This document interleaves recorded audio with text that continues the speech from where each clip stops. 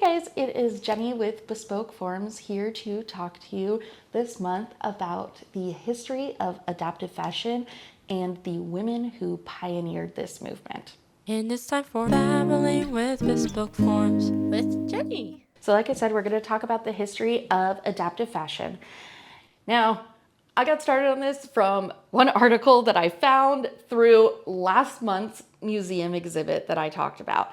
And it was so fascinating. And when I got started looking into this, I ended up with like 15 tabs open at any given moment, and then like an additional 3 tabs from everything else. So it ended up in a whirlwind, and I have learned a lot.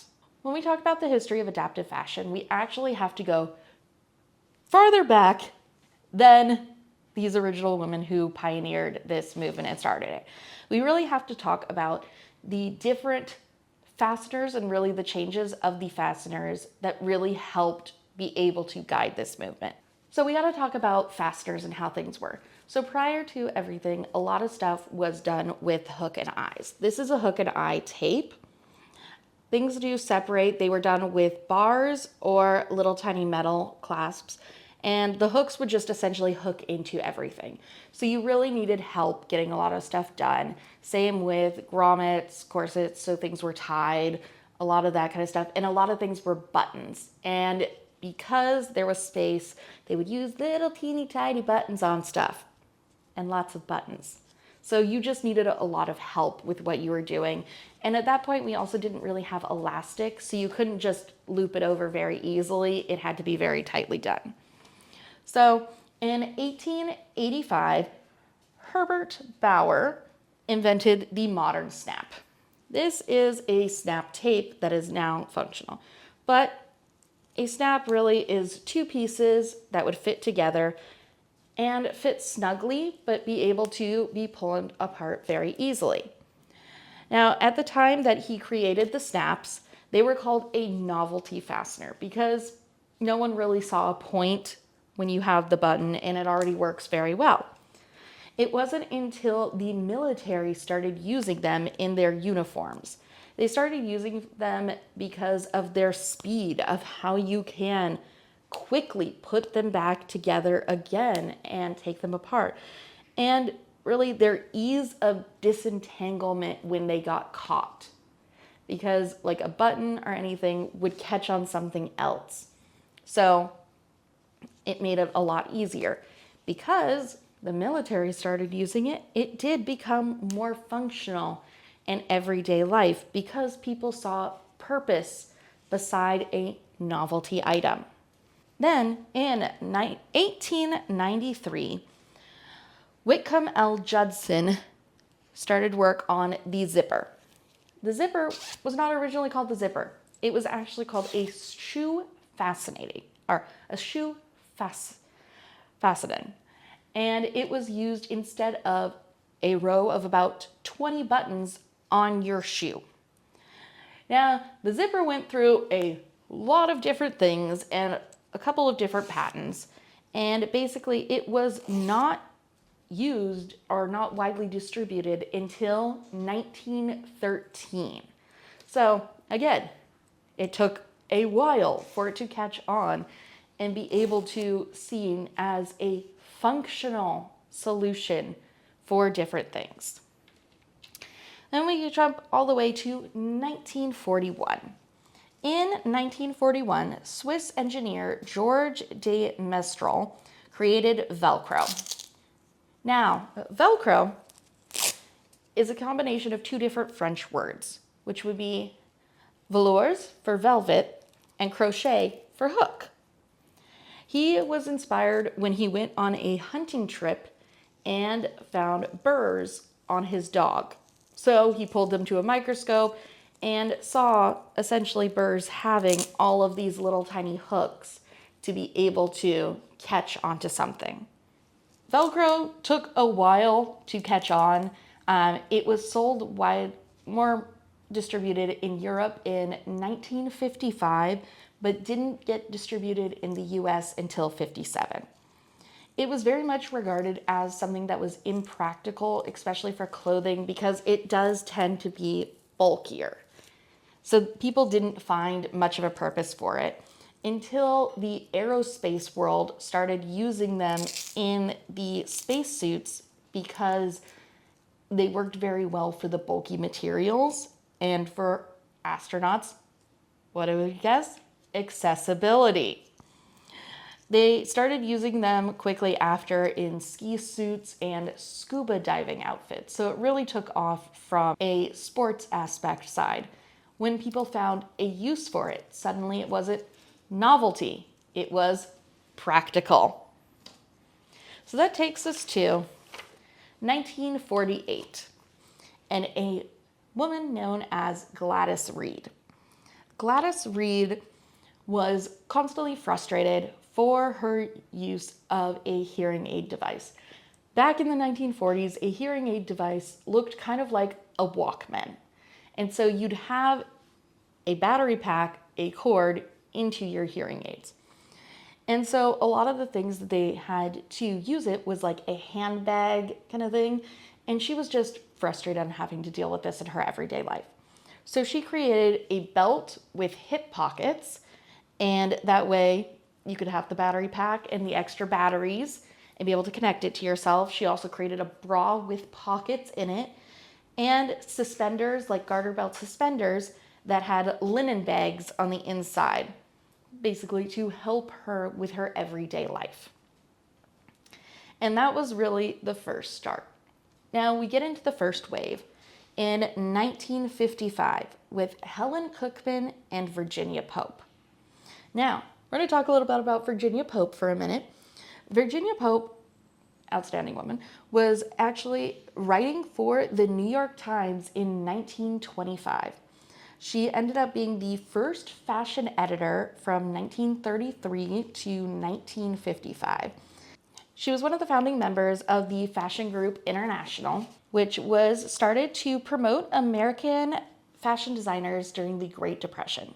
In 1948, she was awarded from the Education of Apparel Industry an outstanding award to the fashion industry. In 1951, she did become the president of the Fashion Group International. And that's when we start her connection with Helen. Helen began research into the potential of adaptive clothing at the New York Institute of Physical Medicine and Rehabilitation Center, being recommended by Virginia Pope. This was about 1955. So let's talk about Cookman and what we knew before that. Helen Cookman was already known for altering her own clothing to deal with her hearing aids as well. Before her research started, she was working with sportswear designing. She was known for taking traditional masculine styles into women's wear. She has also been known for the revival of the Chesterfield coat. She worked with the Red Cross to make the nurses' aides uniforms during World War II, and that really set off her career to work doing major industrial uniforms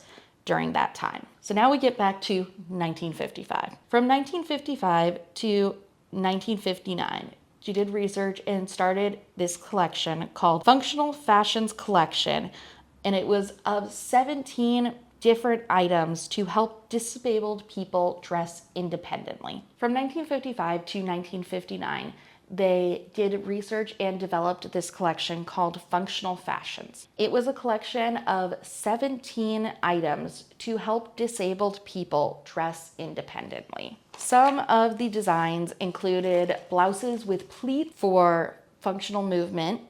They had double fabric under the underarms for where, well, people had crutches. That way the fabric wouldn't break down as fast. Also gave you a little extra movement in there sometimes. A lot of pieces with Velcro, such as Velcro shoes. Side zippers on things, which really helps with accessibility because sometimes you can't reach the back. You can reach the side seam a lot easier. It also had wrap dresses, which also would be 15 years before Diane von Furstenberg, the major wrap dresses of the 70s. And it also had pants that had full side zippers. Now, these zippers, I've done research, would be separating, but they also had zipper pulls that would work from the top and work from the bottom. So it gave accessibility on either side of the leg of the pants, which was really cool at that time. Able to get you more access and more ability to do what you needed to do. In 1959, the collection debuted. 35,000 orders were placed from people and different organizations.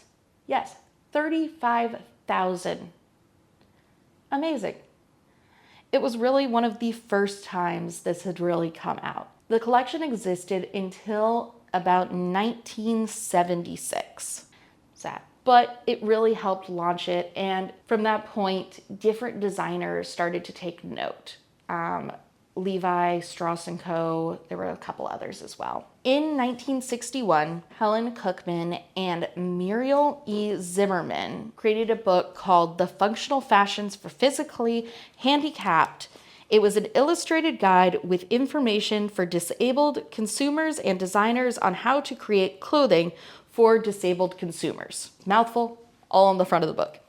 Now, this was a very handy book, well done and received in home ec classes in schools. And so it was really used for the everyday person to help make these clothes accessible to anyone who needed it. In 1962, Helen Cookman and Virginia Pope founded Clothing Research and Development Foundation, which was an outgrowth of the Institute of Rehabilitation Medicine in New York. This organization really helped fund the research more and more, and it really helped bring more light to everything. There is a Helen Cookman scholarship that really came from that organization. At the same institute, Mrs. Van Davis Odell created a line called Fashionable, which was an early 60s line that was accessible garments and accessories. Part of her collection included bras with Velcro closures and a purse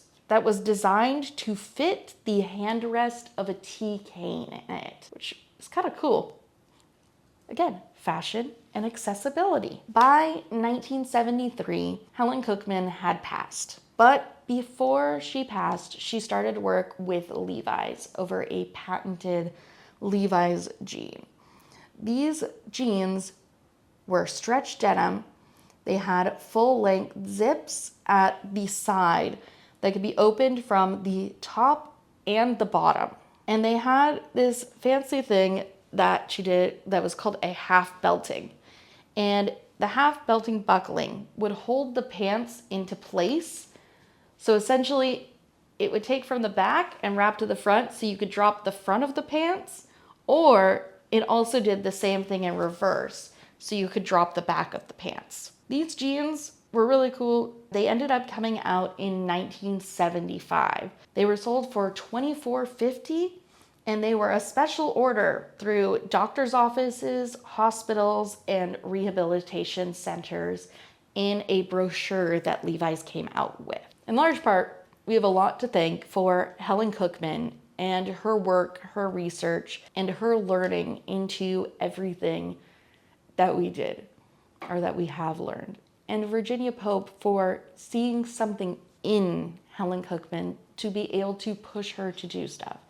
Now, these two women were really the founders for the adaptive fashion movement, and it really started to push it forward after that. So I hope you guys enjoyed learning about the early history of adaptive fashion as much as I did, especially the turnaround of a novelty item being able to be turned into something that was exceedingly usable when you kind of put your mind to a different way of thinking. Next time, we'll be talking about the resurfacing and the revival, basically, of adaptive fashion that came in the 1980s. And it's time for Babbling with Bespoke Forms with Jenny. I literally watched this video of this girl who got an item from TikTok to try because it's a coaster that literally can like hold a cup like this because The person who invented it wanted a coaster that condensation could not collect on the bottom, and so it's collected in the inside. Yeah. Well, this person got it because she realized it was an adaptive aid. Because of the way it had support on it, you couldn't knock over a cup easily, and it acted as a stabilizer for people with Parkinson's.